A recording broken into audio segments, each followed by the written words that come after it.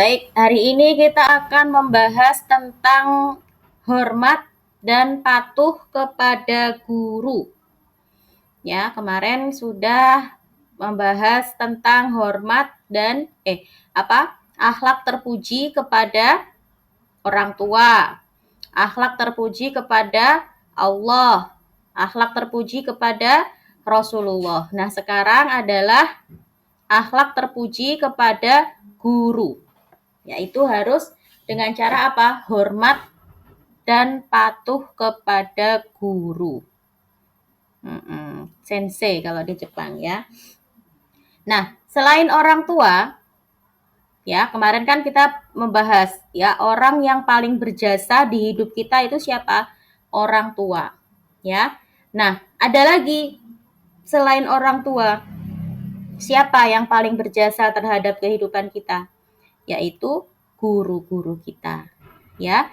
Nah, adanya guru itu membuat kita menjadi anak yang pintar dan berilmu, ya, benar, ya. Kita sebelumnya nggak bisa membaca, nggak bisa menulis waktu masih kecil.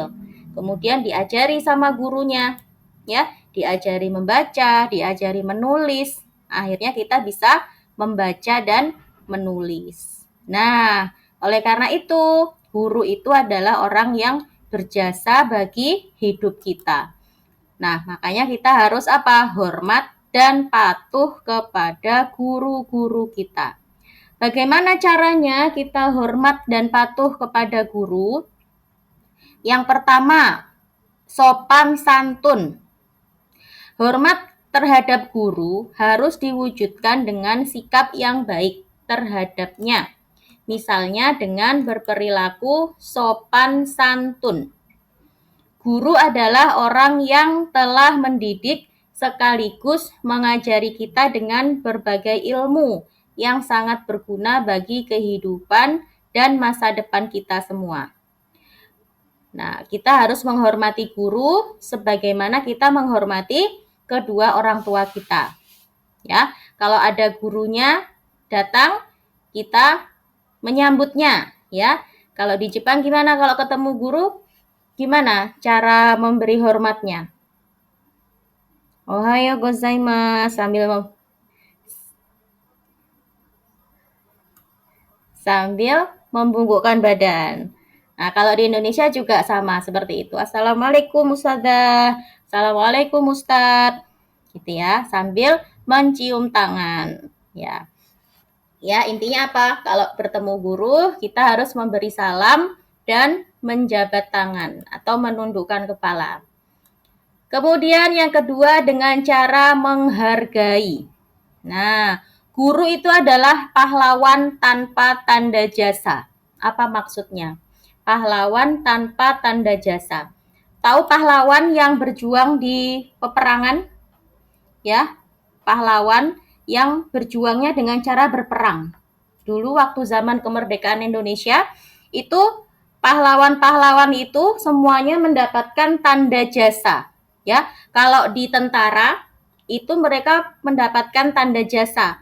Berupa apa? Berupa bintang. Ya, berupa lencana. Nanti ditaruh di seragamnya, di bajunya itu ada tanda-tanda jasa. Nah, berbeda dengan guru. Guru itu disebut dengan pahlawan, tapi tidak mendapatkan tanda jasa apapun.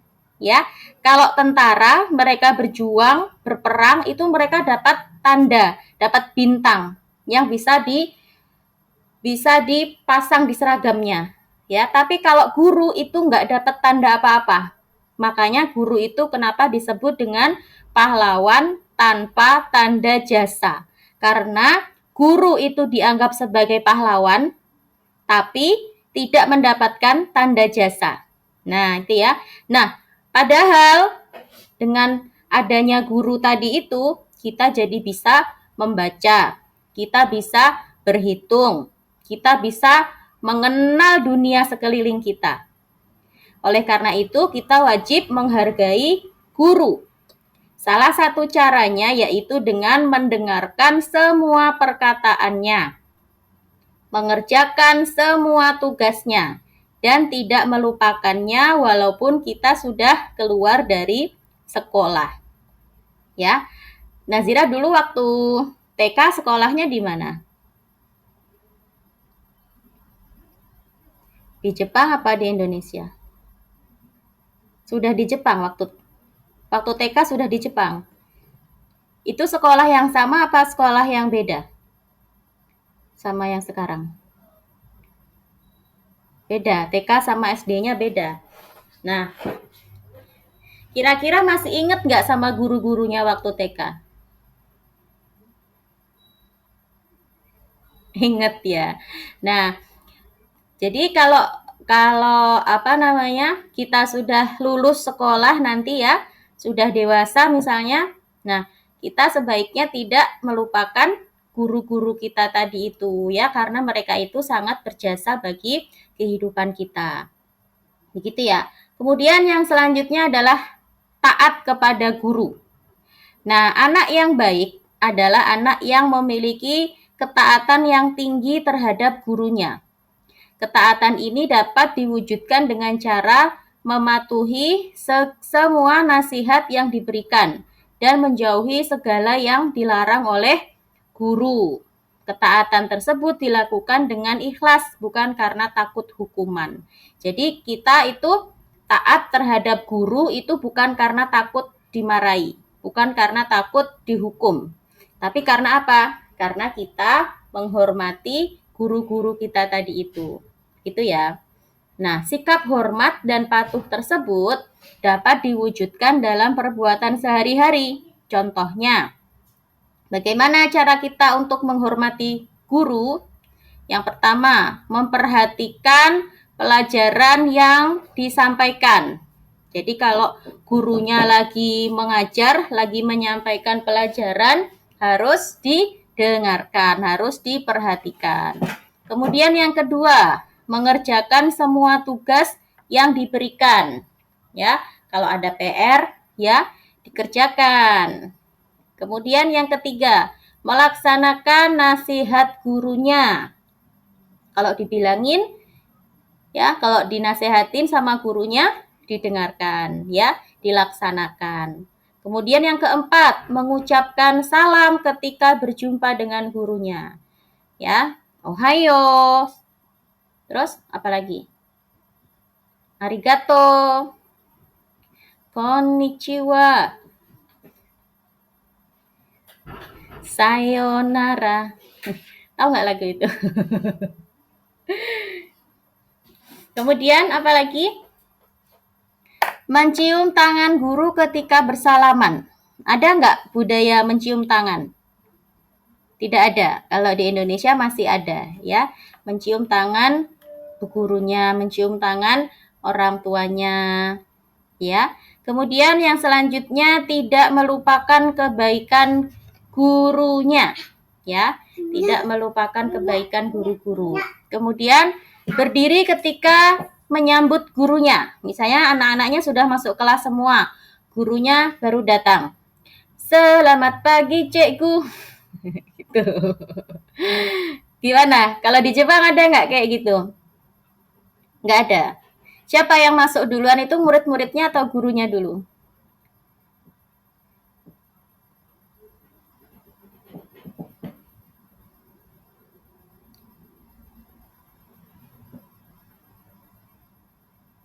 Muridnya masuk kelas dulu. Terus kalau gurunya datang, muridnya diem aja.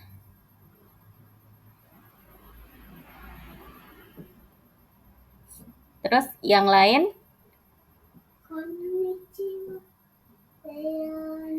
Oh, cuma satu yang bilang ohayo gozaimasu, itu satu orang aja.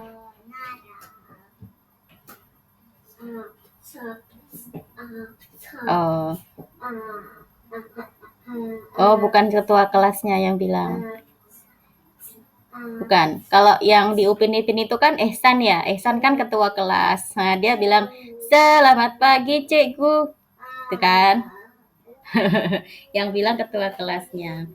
Itu ya, berdiri menyambut guru ketika gurunya masuk kelas. Kemudian yang selanjutnya, bertanya sesuatu yang belum paham Kalau kita bertanya pelajaran yang belum kita pahami, bertanya dengan sopan, ya.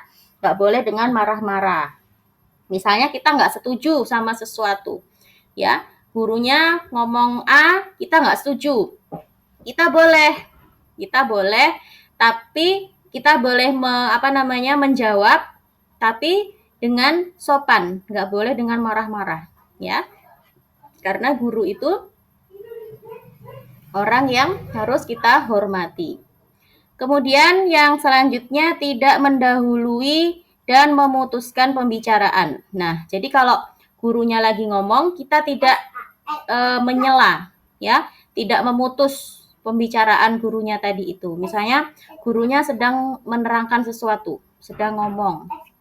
Kemudian tiba-tiba kita menyela pembicaraannya tadi. Nah, itu nggak sopan namanya, ya.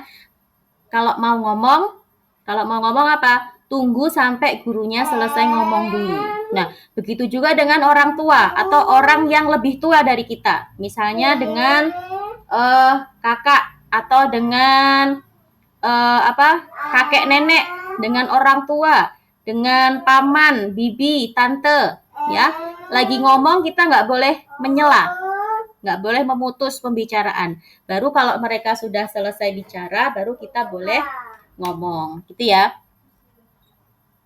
Nah, kemudian apa manfaatnya ketika kita jadi anak yang baik, yang hormat kepada guru? Apa manfaatnya? Kita jadi disenangi oleh banyak orang, ya. Kita jadi anak yang menyenangkan. Kemudian ilmu yang kita dapat itu jadi ilmu yang barokah, ya. Ilmu yang barokah. Maksudnya apa ilmu yang barokah? Ilmu yang barokah itu adalah ilmu yang bermanfaat. Ya, ilmu yang bermanfaat. Misalnya, sekarang Ustazah ngajarin Nazira ngaji. Nah, nanti Nazira ngajarin adiknya ngaji. Atau nanti ketika Nazira sudah besar, Nazira ngajarin anaknya ngaji. Nah, itu namanya ilmunya bermanfaat, ya. Terus diajarkan ke anaknya lagi, diajarin lagi ke anaknya lagi. Ini namanya ilmunya bermanfaat, ya. Jadi ilmunya nggak putus, ilmunya bermanfaat untuk orang lain. Ini namanya ilmu yang barokah, ya. Nah, bagaimana cara mendapatkan ilmu yang barokah itu? Dengan kita hormat dan patuh kepada guru, ya. Kalau kita menghormati guru-guru kita, maka ilmu yang kita dapat itu akan barokah, akan bermanfaat untuk diri kita sendiri. Kemudian, apa manfaat lain dari kita menghormati guru? Kita menjadi anak yang soleh, anak yang solehah, ya. Jadi anak yang baik, anak yang disayang oleh Allah. Nah, terus kalau kita jadi anak yang disayang oleh Allah, otomatis kita juga akan mendapatkan pahala dari Allah, gitu ya. Nah, itu manfaatnya ketika kita hormat dan patuh kepada guru.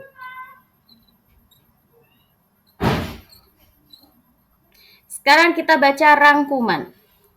1. Allah adalah Tuhan yang wajib disembah oleh seluruh makhluk yang ada di dunia ini. Alam semesta ini diciptakan oleh Allah untuk memenuhi kebutuhan manusia. 2. Rasul adalah utusan Allah. Rasul yang wajib kita percayai ada berapa? 25. Nah, Rasul yang wajib kita imani itu ada 25. Dan Rasul yang terakhir itu adalah Nabi Muhammad Sallallahu Alaihi Wasallam. Yang ketiga, kita menaati Rasul dengan cara melaksanakan ajaran yang beliau bawa dari Allah. Nah, cara kita untuk menaati Rasulullah adalah dengan cara melaksanakan apa? Ajaran yang diajarkan oleh Rasulullah. Nah, bagaimana caranya kita menaati Rasulullah? Yaitu dengan cara belajar Al-Quran dan hadis. Nah, kalau kita faham dengan isi Al-Quran dan hadis, maka kita akan melaksanakan perintah Allah dan Rasulullah. Berarti kita sudah menaati ajaran Allah dan Rasulullah. Gitu ya. Kemudian yang kelima, orang tua adalah manusia yang sangat berjasa kepada kita. Nah, mereka berdua ini rela melakukan apapun demi kebahagiaan anak-anaknya. Ridho Allah bergantung kepada ridho orang tua. Demikian pula murka Allah juga bergantung pada murka orang tua. Hati-hati ya. Jadi kalau orang tua itu ridho sama kita, Allah juga akan ridho. Tapi sebaliknya, kalau orang tua itu nggak ridho sama kita, maka Allah juga tidak akan ridho. Ya, jadi apa? Jadi kita harus baik sama orang tua. Sering-sering minta didoakan sama orang tuanya.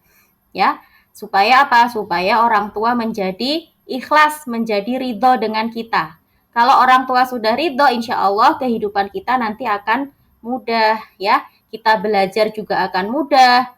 Kita nanti nyari pekerjaan juga akan mudah. Ya, hidup kita insya Allah akan mudah. Itu kalau orang tua ridho kepada kita. Kemudian yang keenam, orang yang juga sangat berjasa kepada kita selain orang tua itu adalah guru. Karena guru telah mendidik kita dan mengajari kita tentang banyak hal yang sebelumnya kita tidak tahu menjadi tahu dan pintar. Nah, itulah salah satu alasan kenapa kita harus menghormati guru. Gitu ya. Nah, sudah selesai pelajaran kita tentang akhlak terpuji kepada orang tua dan guru.